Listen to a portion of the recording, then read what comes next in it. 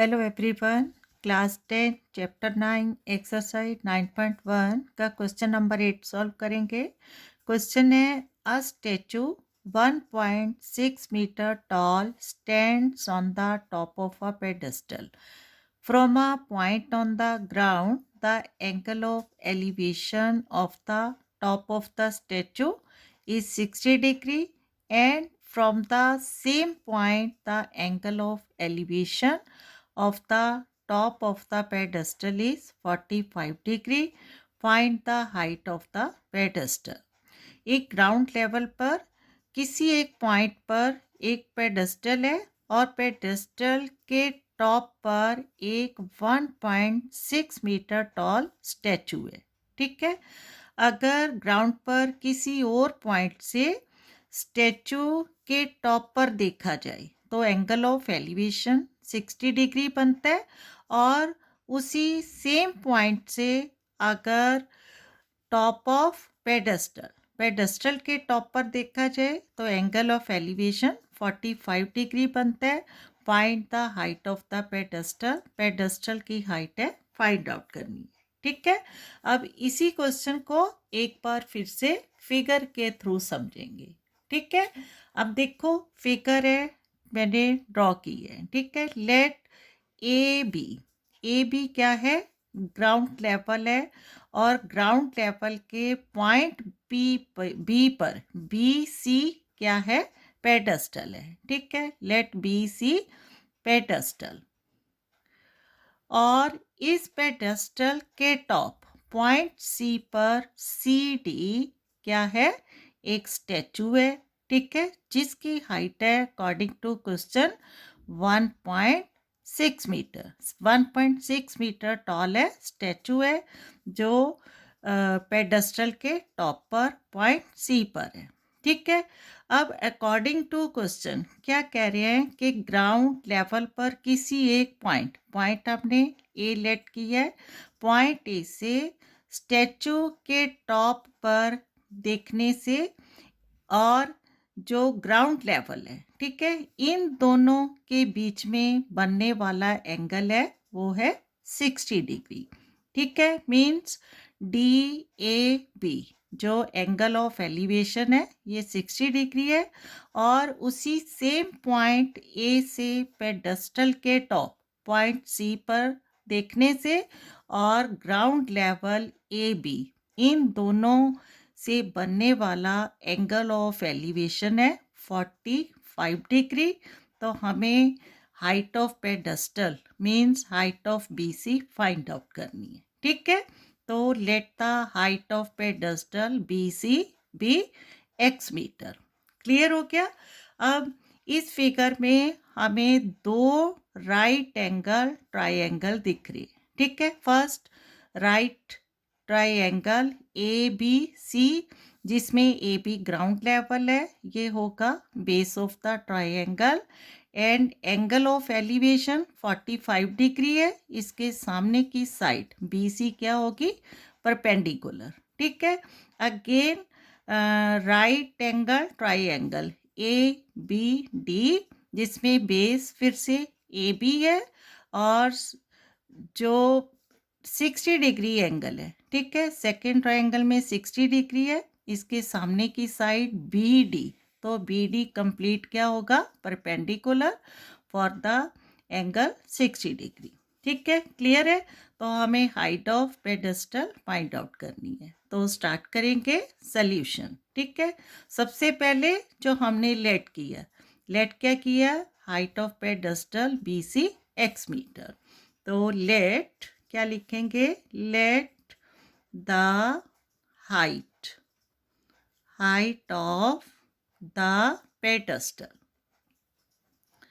pedestal be according to figure BC is equal to x metre. ठीक है, and height of statue CD 1.6 metre given है।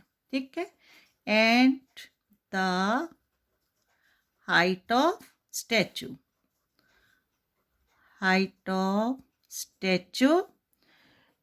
CD, ठीक है, CD is equal to 1.6 metre given है। ठीक है, clear है। अब according to trigonometric ratios A B C right angle triangle है, जिसमें से हमें बी सी एक्स लेट की है और ए बी बेस है वो। ठीक है, तो लेंगे in right triangle, in right triangle A B C, A B C पहले क्या लेंगे, परपेंडिकुलर। ठीक है, परपेंडिकुलर क्या है, B C. Perpendicular is B C. ठीक है, एंड बेस, बेस है ए बी, ए बी। ठीक है, अब यहाँ रिलेशन क्या बन रहा है, P by P means B C upon A B is equal to, according to trigonometric ratios क्या होगा, 1045 डिग्री। ठीक है, 1045 डिग्री। क्लियर है। अब देखो, अगर कई बार डाउट होता है कि क्या ले, ये टेन आएगा, साइन आएगा, कॉस आएगा, तो जल्दी से ये जो है फॉर्मूला अप्लाई करो। फॉर्मूला नहीं, एक राइमिंग है जो हमने बनाई है, पंडित बद्री प्रसाद हर हर बोले। ठीक है, P by H perpendicular by hypotenuse, B by H base by hypotenuse, P by B perpendicular by base। ठीक है, तो हमारा relation P by P, P by P, तो कोई डाउट नहीं रहेगा। ठीक है, अब क्या होगा, साइन कोस 10, तो यहाँ 10 मतलब P upon B is equal to 10 theta, और 10 theta according to triangle 45 degree जो हमने अप्लाई की है। क्लियर। नाउ बी सी क्या है, हमने लेट किया x upon A B is equal to 1045 degree की वैल्यू 1, और it means 1 by 1 cross multiply करेंगे तो क्या आ जाएगा, A B into 1, A B is equal to x. ठीक है, इक्वेशन फर्स्ट, क्योंकि दोनों ट्राइंगल्स का जो बेस है वो कॉमन है। ठीक है, इसी को कंसंट्रेट करेंगे तो हमारा आंसर आएगा। ठीक है, अगेन अगेन सेकंड स्टेप में क्या लेना है, right angle triangle A B D. ठीक है, क्लियर हो रहा है। Again in right triangle A B D, फिर से अब परपेंडिकुलर क्या है, बी डी। ठीक है, परपेंडिकुलर बी डी और is equal to P. Again base A B is equal to B है।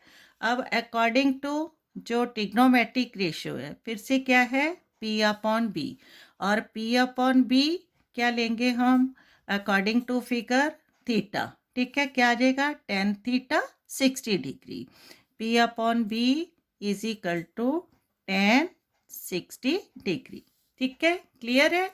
अब A B D upon A B, फिर से लिखेंगे B D upon A B is equal to 10 60 degree, और B D अब क्या है, देखो बी डी में बी सी एक्स है और सी डी 1.6 है, और टोटल हाइट क्या हो जाएगी, x प्लस 1.6। ठीक है, तो बी डी की value x plus 1.6 upon A B. ठीक है, A B is equal to 1060 degree, 1060 degree की वैल्यू 3 है, तो it means 3 by 1 cross multiply करेंगे तो क्या आ जाएगा, A B into √3, A B into √3 is equal to x plus 1.6 is equal to same आएगा एक्स प्लस 1.6। ठीक है, अब ए बी क्या हो जाएगा, A B is equal to x plus 1.6, √3 A B का मल्टीपल है, राइट साइड जाकर डिवाइड बाय। अब क्या है, इक्वेशन फर्स्ट में ए बी की वैल्यू x है, और सेकंड इक्वेशन है जो, ठीक है, इसको इक्वेशन नंबर 2 लिखेंगे, A B is equal to x plus 1.6 upon root 3। तो क्या करेंगे, putting from the first equation, ठीक है, putting A B is equal to x in equation 2, ठीक है। इक्वेशन 2 है ए बी इज